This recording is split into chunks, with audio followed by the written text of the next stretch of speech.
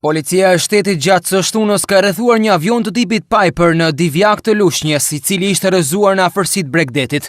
Ky fakt ka ngritur në këmbë të gjithë strukturat shtetërore të sigurisë, për zbuluar nëse bëhej fjalë për një trafik droge nëpërmjet ajrit. Piloti i avionit të bllokuar është një shtetas italian i quajtur Giorgio Riformati, 56 vjeç, nga Varese.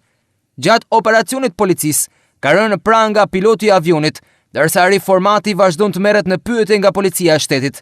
Në një dalje publike, ministri i brendshëm Sajmir Tahiri deklaroi se shtetasi italian ishte i pajisur me leje fluturimi, ndërkohë që ishte hera e parë që ky avion ulej në Shqipëri.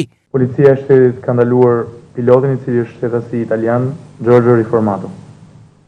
Nga timet paraprake rezulton që avioni është nisur nga Rinesi në orën 13:26 me leje fluturimi numër 193, lëshuar nga aviacioni civil me destinacion Italinë. Kjo është hera e parë që ky avion ulet në vendin tonë.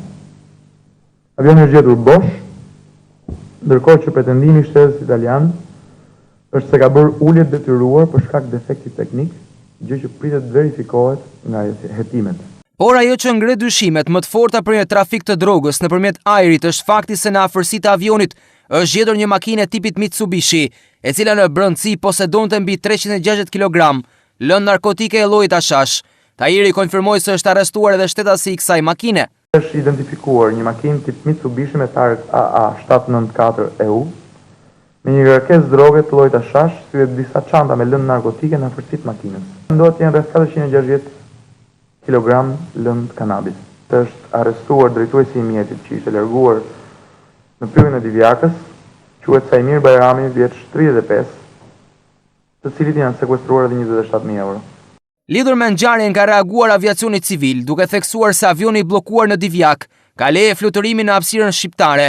Sipas këtij autoriteti, leja e fluturimit mban numrin 193, dhënë me datë 5 maj 2014, ndërkohë policia po vazhdon hetimet, ku pritet që shoferi i makinës që posedonte lëndë narkotike të zbardhë edhe të vërtetën nëse ka apo jo lidhje me avionin e rrëzuar të tipit Piper.